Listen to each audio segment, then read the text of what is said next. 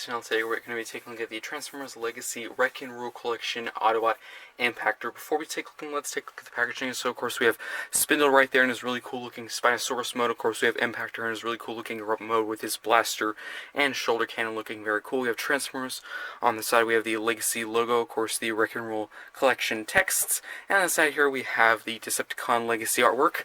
And in the back, as you can see, of course, Impactor transforms in 19 steps from his robot to his tank, and Spindle transforms in 28 steps from his robot to his Spinosaurus mode. And of course, on the other side, we have the Autobot Legacy artwork.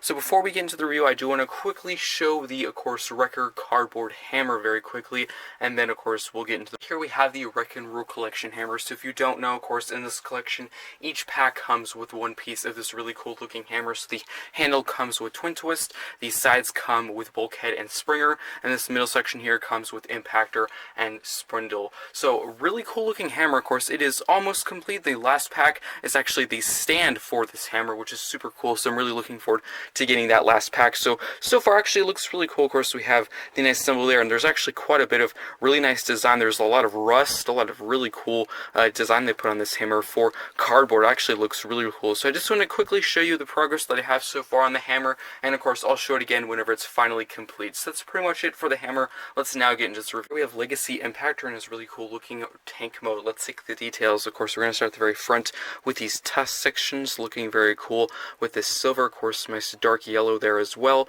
for the barrel section, done in gray, looking very nice. Going to the side, some more silver for the tread details, and if you go on the bottom, there is two wheels in the front and back, which do roll very, very well for this tank. And of course some more of that dark yellow, some gray for this turret section, and of course the same design as the front kind of repeats to the back as well, looking very cool. And going to the back, some more of that yellow looking quite nice. Overall, a very sturdy tank, really not that many holes or gaps or anything, looking pretty cool. Getting to the top turret section, of course, some more of that kind of red maroon color looking very cool. Of course, we have this other turret section there done in some yellow and that purple, and we do have the little blade piece accessory stored on top as well. So detail-wise, it actually looks super cool.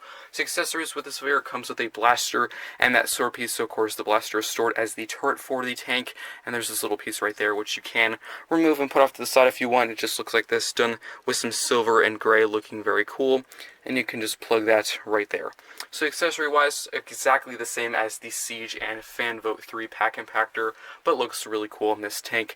Now for articulation, of course it can roll, but also the front turret section can go a full 360 around. Very, very cool. Also, this turret section here can hinge up and down, and that's pretty much it for articulation. So tank-wise, looks super cool. Let's now get into some comparisons. I'm going to quickly zoom out a little bit. Let's bring out the Siege Impactor, which looks pretty cool. So as you can see, sculpt-wise, there's actually some very big differences. If you go to this panel section right here, they're actually very different in sculpt, as you can see. Also, if you go to the turret section, this big cannon section, completely different. And as for accessories, of course, they both come with that same blaster and a little blade accessory, but that's pretty much it for the sculpt-wise. Of course, when we get into the robot mode, the head sculpts are completely different, but as you can see, of course, for the pretty much bottom half of the tank, it's exactly the same. But looking pretty cool from the front perspective. And again, of course, the side, pretty much the same size. And overall looking very cool. And now for another quick comparison, here he is with the Fan Vote 3 Amazon exclusive Impactor, which is pretty similar to the Siege one, just with the brand new head sculpt, but in this mode you can barely even tell they're different. They still, of course, have the same accessories, the same brushwork and everything, but looking very cool, all the 3 Impactor tanks. So let me know in the comment section down below which one is your favorite. Of course, I do not have the Netflix one, unfortunately, but if that's your favorite, please do let me know. But of these 3, probably I'd have to say my favorite is the Legacy version. But 3 really cool looking tanks. That's pretty much it for the comparison. So let's now get into transformation into the robot mode. What you're going to want to do is get this whole turret section here, hinge that out. You can get this panel, flip that out, and then you can get the head and flip this up, which can be sometimes easier said than done. You can then rotate that forward, close this up. Then what you're going to want to do is go to this back section. You can hinge these pieces out just like that. As you can see, of course, there's some tabs in there, and there's some slots on the inside of those pieces right here. And then what you're going to want to do is pretty much hinge this whole assembly forward. You can then split there, and then you're going to get this piece, hinge this in, and then you can flip out the foot. And there we have pretty much one leg all done. You can then do the same thing on the other side. Hinge this forward, hinge this piece in, flip out the foot, and there we have the legs done. And as you can see back here, this is separated for the vehicle mode. You're going to want to tab this in for the robot mode just like that. And there we go. So now we have the pretty much bottom half done. Move the camera up a little bit. Then what you're going to want to do is split at these sections right here. You can take the blaster and just put that off to the side for now. And then you can hinge this whole assembly up, rotate this like that. Then you can flip out the hands. Same thing, of course, for the other arm. Hinge this out, rotate it, flip out the hands, just like this. Very tight on this one. There we go.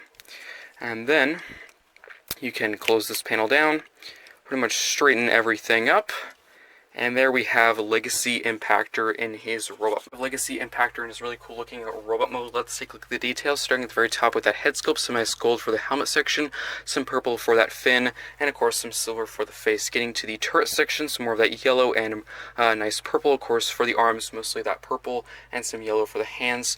Getting to that new sculpted chest piece, some nice yellow for these square sections, that Autobot symbol done in blue, and some more of that maroon and lots of nice sculpting and detailing. Getting to the stomach and crotch, more of that yellow and purple, some nice gunmetal gray for the top of the legs, some silver for the side of the legs, some more of that dark yellow and purple, and of course the side we have that tread design, that turret section, that nice stripe of purple and that dark yellow. Getting to the very back, of course, overall actually very clean. There's really not that many hollow areas in this figure. Really, there's a little bit of waffling in the inside of the legs, but it's not too bad. Overall looks very, very nice. Let's now get into articulation. So for the turret section, this can hinge forward and back. So if you want to add an angle, you can. The head can rotate all the way around, a little bit up, a little bit down. The arm can rotate all the way around, out, in, swivel, elbow bends, a little bit of hand articulation in, but that's really due to transformation. There's also a waist swivel. The leg can cape that far out, that far forward, that far back, and of course a knee bend, and a full swivel. Also, of course, an ankle pivot, in and out, and that is pretty much it for the articulation. Of course, if you have the previous Impactors, it will be the same articulation as this one. So let's now get into the accessories. So it does come with that blaster. Of course, we saw earlier in the tank mode, this is actually the turret section. So storage-wise, you can put it in his hand, or you can actually move to the back here and use any of the 3 pegs you see and put it in that port right there, which it does kind of jut out a little bit. Doesn't look the greatest, but storage is storage if you don't want to put it in his hand. But I typically, of course, have the blaster for its main use in his hand, fighting off the Decepticons. Looking very, very cool. He also does come with this little blade, which you can also put on his back if you want to, but I typically will just flip in the hands, and it will reveal a port. And of course, you can use this peg right here, plug that into place, and there we have him fully armed with all of his accessories, looking very, very cool.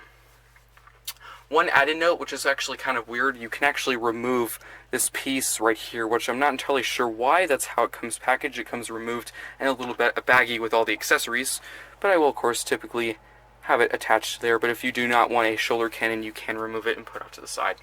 Let's now get into some comparisons. So first up here is with the Siege Impactor.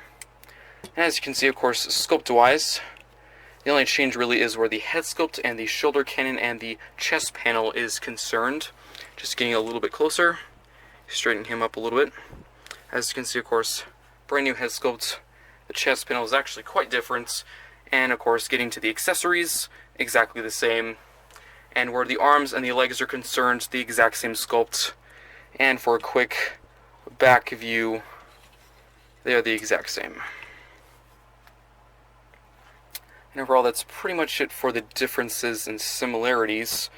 And between the two, honestly, probably I like the Legacy one more. I really do like the nice dark yellow and gold and purple they use for that. That actually looks super cool.